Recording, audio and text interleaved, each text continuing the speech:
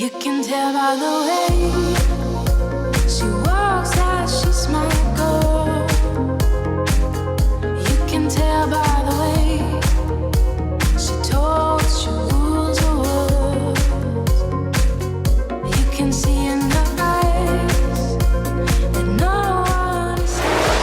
Нийгмийн арчил Монголын эмэгтэйчүүдийн холбооноос бэлтгэн хүргэж байгаа миний ажлын өрөөнд влогийн маань ээлжид нэгэн дугаар эхэлж байна. Ингээ влогийн маань зочноор оролцохыг зөвшөөрсөн Батцэг сайдд маш их баярлалаа. Таны өдрийн минь төргий. Тэгээ та түр маск авчих уу? Хоёлаа ярилцчаад сүлд маск зав. За тэгэхээр бид влогийнхаа зочдоос үндсэн 20 асуулт асуудаг байгаа. Би танаас эхнээс нь ингээд асуугаад явъя. Хамгийн ихний асуулт. Таны өдөр хэрхэн эхэлдэг вэ? За баярлалаа. Энэ влогт урьсанд. Тэгээд за мэдээж ямар ч ажил хэрэгч хүн өглөө эрт тусахыг хичээдэг. Тэгээд өглөө эрт тусаад одоо спорт бол хүн болгоны амьдрал дадал зуршил болсон бас нэг тийм зүйл байх хэвээр. Тэгээд тийм утгаараа би одоо бол яг өглөө болгон 108 мөрөвч байгаа сонж эсвэл одоо дугуун юм уу ямар нэгэн байдлаар хөлсөө гаргадаг. Тэгэл усанд орол цагаан уугаал тэгэл өдрийнхаа өнөөдөр одоо ямар чухал ажилтай байна тэрийг төлөвлөгөөгөө хараад л тэгэл ажилдаа явдаг та. Маш сонирхолтой гоё хэмнэлээр эхлүүлдэг юм байна.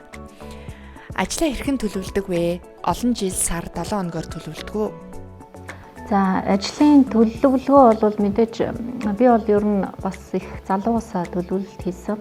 Урт хугацааны, богино хугацааны өдөр тутмын тэгээд төлөвлөлтийг бол зөвхөн одоо ажлын биш амьдрал хувь хүн бүх зүйлээ хувийнхаа амьдралыг ч гэсэн маш нарийн төлөвлөдөг байж ээж ажлынхаа төлөвлөгөө их оновчтой зүг гаргана.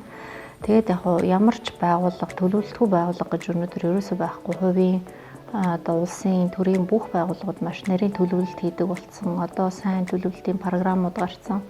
Гадаад харилцааны яамны хувьд бол нэлээд маш нарийн дэлгэрэнгүй жил сар 7 хоног өдрөөр төлөвлөгөө гардаг. Ялангуяа гадаад дотоод маш олон хурал арга хэмжээ айлчлал хэрэгждэг учраас цаг минутгүй нэг нарийн төлөвлөлттэй байдаг. Тэгээ миний хувьд бол яг цахимаар төлөвлөн мөн өөрөө бол хувьдаа цаасан дээр төлөвлөлт их дуртай. Тэгээд хувь хүнийхээ хувьд ч гэсэн цаг төлөвлөлтийг бас нэг үе их сонирхчихсан учраас Монгол менежер гэдэг цаг төлөвлөлтийн дэвтэр зохиож байсан. Би гэдэг одоо эмэгтэйчүүдэд зориулсан бас цаг төлөвлөлтийн дэвтэр тэр өөрөө бас зохиож бас үйлдвэрлэл гаргаж ирсэн хувийнхаа хувьд бол бас цаасан дээрх төлөвлөлт их чухал дараа нь ч гэсэн түүх болоод үлдэхээс гадна эргэж юмаа харахад тийм бас их тустай байдаг. Тэгэхээр миний бодлоор ажил хийдэг бараг бүх хүмүүст ажил хийдэг ч байх уу? Ер нь Монголын хүн амын нэлээд олон хувьд нь тэр таны түрүүний хэлсэн зохиосон дэвтрүүч юм байдаг баха. Тийм ээ тэр Монгол менежер бол хүн болгонд байдаг шүү дээ. Би бол жил болгоныг авдаг юм. За дараагийн асуулт. Таны ажлын нэг өдөр хэрхэн өнгөрдөг вэ?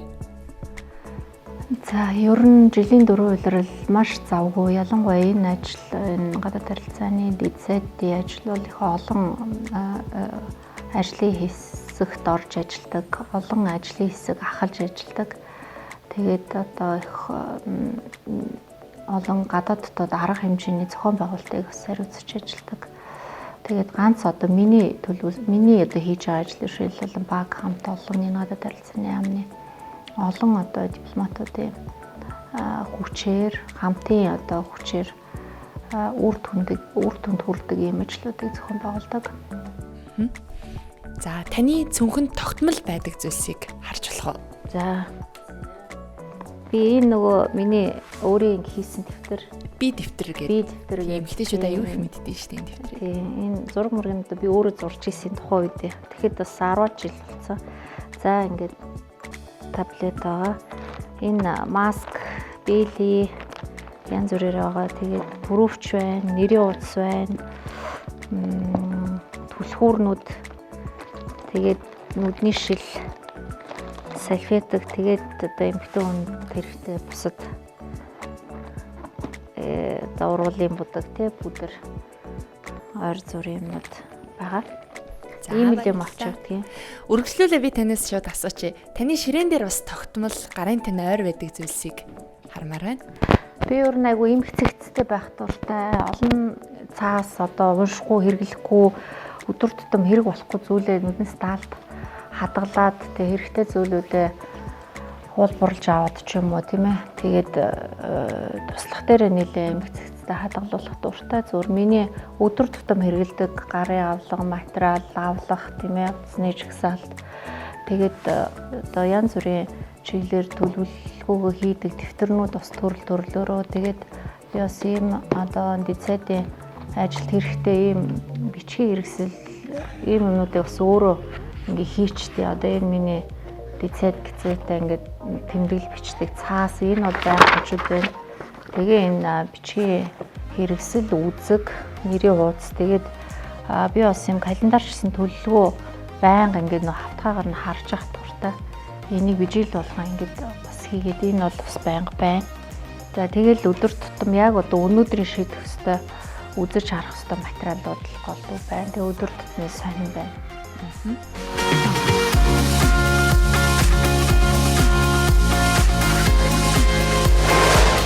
Та ямар стилээр хувцлах дуртай вэ? Уугийн л жоохон юм сонгодог стилээр хувцлах дуртай. Тэгээд одоо албан хувцас өмснө. Тэгээд мэдээж үндэсний хувцас Монгол дээлээ өмсөх дуртай. Монгол дээлийг бол маш их өмсдөг. Ялангуяа гадаадд уулзалт гадныхантай уулзахдаа бол дандаа үндэсний хувцастай өмсдөг. За 7 дахь асуултыг асууя. Эерэг бодол өөдрөг үзлэр сэтгэлээ хэрхэн тэтгдэг вэ? Эерэг бодол гэхээр хүн би өөрөнд тэгж боддгийг хүн сайн мууг ялгаж байх хэрэгтэй. Сайн зүйлийг ялгаж ойлгох юм бол тэр сайн зүйлийг бодож чаднаа. Өөрийнхөө сэтгэлийг одоо сэтгэл дотроо байгаа сайн муу зүйлийг ялгаж чадах юм бол тэрнээс эерэг бодол аяндаа төрнө. Тэгээ эерэг бодол төрж ивэл угаасаа өдрөг үзэлтэй байна шүү дээ, тийм ээ. Тэгээ өдрөг үзэлтэй одоо хүн болгоо өдрөг байхыг хичээдэг, хүн болгоо өөрийгөө өдрөг үзэлтэй гэж боддог боловч үйлдэл нь үр дүн нь хүмүүст харагдж байгаа байдал нь өөр байдаг л да. Тэгээд эерэг бодлоо илүү сайн тордоод, илүү сайн сайхан юм бодоод, муу юм бодоод хурдан мартах тийм л байдлаар байвал эерэг өөрийгөө илүү сайн танилцуулна гэсэн үг. Маш гоё хариулт байна. За таны хобби юу вэ? Хобби би бас их сайн сайхан зүйл боддог. Дөрөвний хэлсэн тэр эерэг энергитэй зөв хүмүүстэй уулзаж ярилцах дуртай. За олон л хобби байдаг та. Тэгээд урлаг их сонирхдаг. Дуу, хөгжим сонсохгүй өдөр гэж байдгүй. Бүх төрлийн л дуу хөгжмийг сонсдог. Зураг, уран зурах дуртай. Баримлалт дуртай. За тэгээд спорт дуртай. Хүнд бол одоо спорт урлагаар бол заавалжгүй сонирхож хичээлэх тийм ээ, үзэж харж өөрийгөө бас баяжуулж өөрийнхөө сэтгэлийг баясгаж авах хэрэгтэй боддог. Тэрийг одоо хобби гэх юм уу юу гэх юм. Тэгээ бас мэдээж бас залуу байхдаа янз бүрийн цуглуулдаг байсан л да. Байгалийн чулуу цуглуулдаг байсан. Бас хун шувуу цуглуулдаг байсан. Та өөрийгөө хэрхэн хөгжүүлдэг вэ? Би өөрийгөө хөгжүүлнэ гэдэг чинь бас арцсангүй ойлголт. Хүн сэтгэлээ л хөгжүүлэхийг хичээдэг те. Бас сэтгэлдээ сайн сайхан зүйлүүдийг дадуулаад тэгээ сэтгэлээ хөгжүүлээд ирэхээр аяндаа ажил төрөлтэй амьдралтай холбоотой маш их юм мэдэх шаардлага хүнд гардаг шүү дээ тийм ээ. Биеэ ч гэсэн хөгжүүлж явах хэрэгтэй, сэтгэлээ ч гэсэн хөгжүүлээд мэдлэг чадвар аяндаа одоо сэтгэлээ хөгжүүлж чадах юм бол мэдлэг чадварыг ямар аргаар яаж өөртөө авах уу, яаж өөрийнхөө мэдлэг чадварыг дэлгэх үү гэдэг чинь аяндаа л одоо нэг тийм өөртөө арга боловсрогддог. Ажил амьдралын балансаа хэрхэн тэнцвэртэй барьдаг вэ? Боломжийн гэж боддог. Яа тэгэхээр завгүй хацсан хүн ажлыг их амжуулдаг. Би одоо 23 настайгаас удирдах ажил хийжсэн. 2 хүн удирдахаас эхлээд тэгээд нэлээ олон хүнийг бас 50, 60, 100, 200, 300, 400, 500 хүн удирдахжсэн. Ийм нөхцөлд ар гэр амьдралаа бүх юм олж ид авч явж явах хэвээр. Хичнээн сайн одоо ажил төрлөө хийлээгээд ар гэртээ муу ихнэр, муу ээж одоо муу гэрээ эзэгтэй байвал өөртөө сэтгэл дундуур байна. Тэгээд аль одоо амжуулахыг хичээдэг. Хоёулангийн алдахгүй сайн хийхийг л одоо тэр чинь эргэл бас төлөвлөлттэй холбоотой. Тийм болохоор одоо нэлийн боломжийн л тохируулаад балансаа барай явдаг гэж боддог.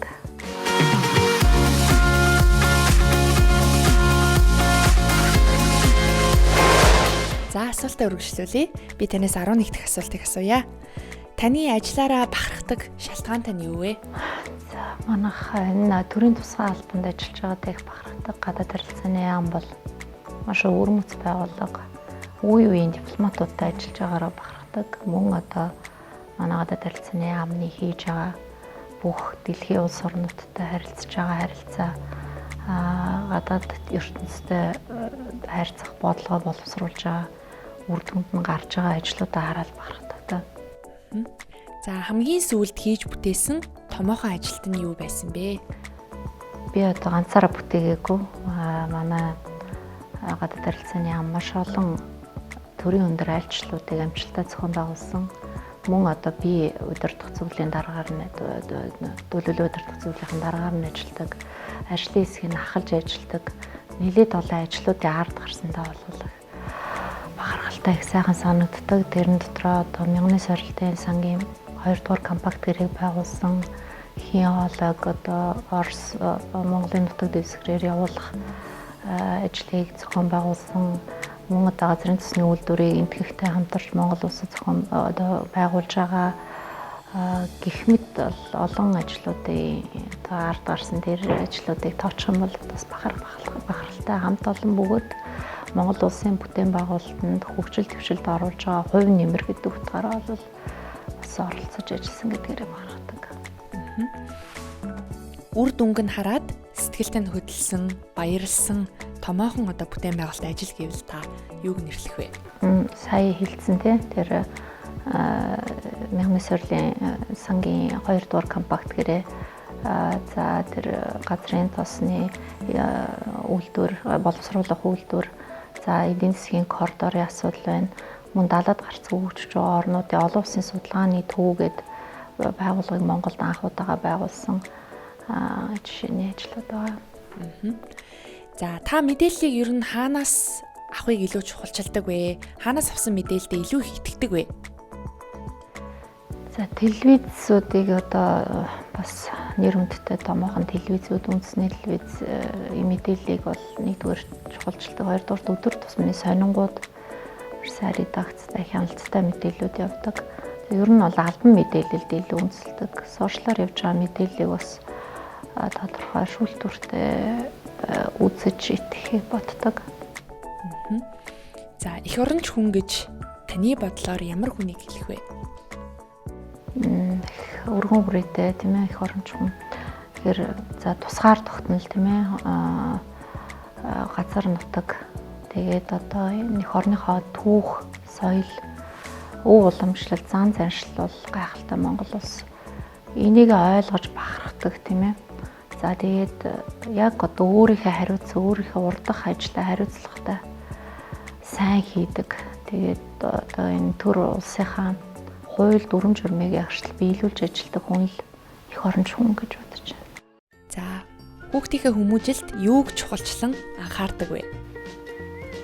Хамгийн товчоор хариулбал хүүхдийн хүмүүжилд зөв суурил тавих, зөв хүн болгох, зөв суурь тавьбал одоо хүүхд зөв хүмүүжин шүү дээ тийм ээ. Тэрэн дээр нь л илүү анхаарахыг боддог. Тэрнээс одоо хүүхдээ одоо өдөр тутам Монтессори гэдэг шаардаад хичээлийн өдөршөнгөө хийлгээ би бол тэгдэггүй. Зөвхөн хүүхдийнхаа дотоод сэтгэлтэй ажиллахыг хүүхдээ ойлгож харьцахыг л боддог. За эцэг эхчүүдэд хандаж хэлэхэд, зөвлөхөд хүүхдтэйгээ ер нь бол би ажиглахад хүүхдтэйгээ харьцах, ялангуяа томрох тусам харьцах нь багасдаг юм шиг. Тэгээд их завгүй амьдарч байгаа. Дээрэс нь хүн болгоод өөрийнхөө орон зайг бий болгоод өөрснөө их захим амьдралд их идэвхтэй болсон өнөө цагт бол хүүхдүүдтэйгээ харьцах байдал их багассан. Тэгээд хүүхдтэйгээ яг сэтгэлд нь бид нөө хүүхэд үе үеэр өөр сэтгэлтэй өсдөг шүү дээ тийм ээ. Тэгэхээр хүүхдүүдтэйгээ харьцах хамгийн чухал. Хүүхдүүдтэйгээ харьцаж хүүхдүүдтэйгээ сэтгэлдээ сайн ажиллавал болно л гэж бодож байна.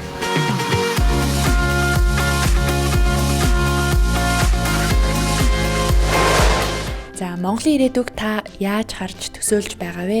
Үүнийхээ төлөө өөрийнхөө зүгээс юу хийж бүтээж байна вэ гэсэн асуулт байна. Монголын ирээдүг би их аз жаргалтайгаар л төсөөлдөг.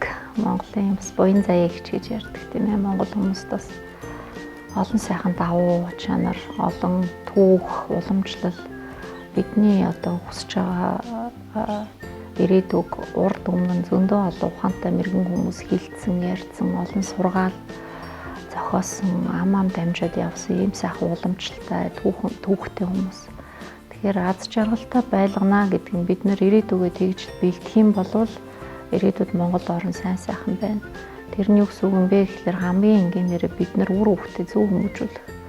Энэ нийгэмд боловсралтай, хөдөлмөрч, үнэнч шудрах тийм сайхан ирээдүг бэлтгэх ёстой. Тэр нь хүүхдүүдэд одоо ганцхан боловсрал биш. Хүн гэдэг талаас нь зөв хандлагатай, зөв хүмүүжлтэй, зөв үзэл бодолтой эх орноороо бахархдаг ийм хүүхдүүдийг хүмүүжүүлэх юм бол ирээдүйд тийм боловсон хүчин бэлдээд ирээдүй эзэн болно л гэж бодож байна. Амьдралын гараагаа эхлүүлж буй охтууд, залуу эмэгтэйчүүдэд өгөх 3 зөвлөгөө. Залуу эмэгтэйчүүд охтуудад ирээдүйд их болно, эхнэр болно, айл гэрийг авч явна шүү дээ эмэгтэй хүн. Тэр утгаараа эмэгтэй одоо охтуудтай болвол би нэгдүгürt арх, тамхи, хорт муу зуршлаас хол байгаарай. Хоёрдугаарт мэдээлэл ер нь бол энэ мэдээллийг зөв бурууг нь ядгаж явах хэрэгтэй тийм ээ. Гуравдугаарт нь одоо насан туршдаа хийх ёстой эмэгтэй хүний олон үүрэг байдаг. Тэрийг одоо эцэг хэмээ өвөө ёс заншлаа бас сайн судалж өөрийгөө зөв одоо хандлага зөв байлгаж тийм ээ хөдөлмөрч ажилсаг байхад л өөрийгөө одоо сайн сургах хэрэгтэй л гэж хэлмээр байна. За улс төрч эмэгтэйчүүд ямар зарчмыг баримтлах ёстой гэж та боддог вэ? Эмэгтэй улс төрчид хамгийн түрүүнд энерч нэгүсэх сэтгэлтэй байх хэрэгтэй. Тэр нь одоо нэмжин сэтгэлтэй байх хэрэгтэй. Хоёрдугаарт бусдыг одоо хүлээн зөвшөөрч сурах хэрэгтэй. Сурах хүшээж чадах одоо тийм чадвартай байх хэрэгтэй. Гуравт өөрийгөө бэлдэж тийм ээ.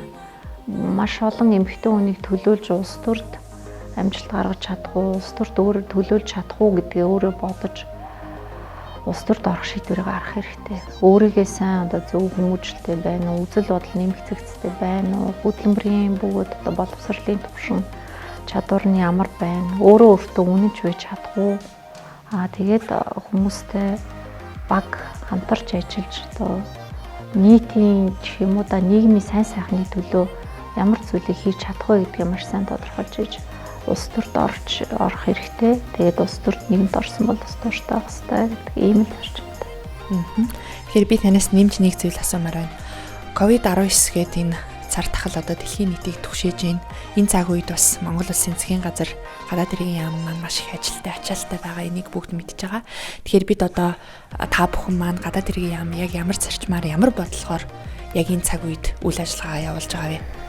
За гадаад харилцааны яам бол улсын онцгой комиссийн бас нэгэн голлох гишүүдийн нэг нь тэгээд энэ цаг үед бол төдийл өдөр болгоо ингэж хүмүүс мэдэгдэхээр зохион байгуулалтын ажлаа ингэж тайлбарлахгүй байгаа боловч маш олон ажлыг их өндөр ачаалттай ажиллаж байгаа. Манай юм бол одоо 24 цагаар шуурхаа утас ажиллаж байна. Бүх дэлхийн улс орнуудад байгаа дипломат төлөөлөгчийн газруудтайгаа чин цагийн зөрүү зөндөө байгаа шүү дээ зарим оронд тэр байнгын мэдээлэл солилцож байна. Монгол иргэдээ бүртгэж байна. Монгол иргэдтэйгээ уулзж байна. Тэдгээр иргэдийг одоо тэнд нь бас зөндөө олон асуудал бэрхшээл тулгарч байгааг нь шийдэлцэж өгөх. Тэгээд одоо бид нар бас Монгол орондоо эх орондоо буцаж ирэхэд дэмжлэг үзүүлэх тийм ээ. Гэх мэт олон ажлыг энэ дээрэс нь энэ COVID-19 холбоотой судалгаануудыг байнга тогтмол хийж байна. Улс орн энэ цаг минут тутамд өөрчлөгдөж байгаа энэ мэдээллийг бас бид нэр авч боловсруулж бас холбогдох байгууллагуудад өгч байна. За ингээд нийгмийн арчил Монголын эмэгтэйчүүдийн холбооноос бэлтгэн хүргэж байгаа. Миний ажлын өрөөнд влогийн маань энэ удаагийн дугаар өндөрлж байна. Тэгээ таныг цаг зав гарган бидний 20 асуултанд хариулсанд маш их баярлалаа. Цаашдын ажил үйлсэнд өндөр амжилт хүсье. Баярлалаа. Та нар ч гэсэн амжилт хүсье. You can tell by the way she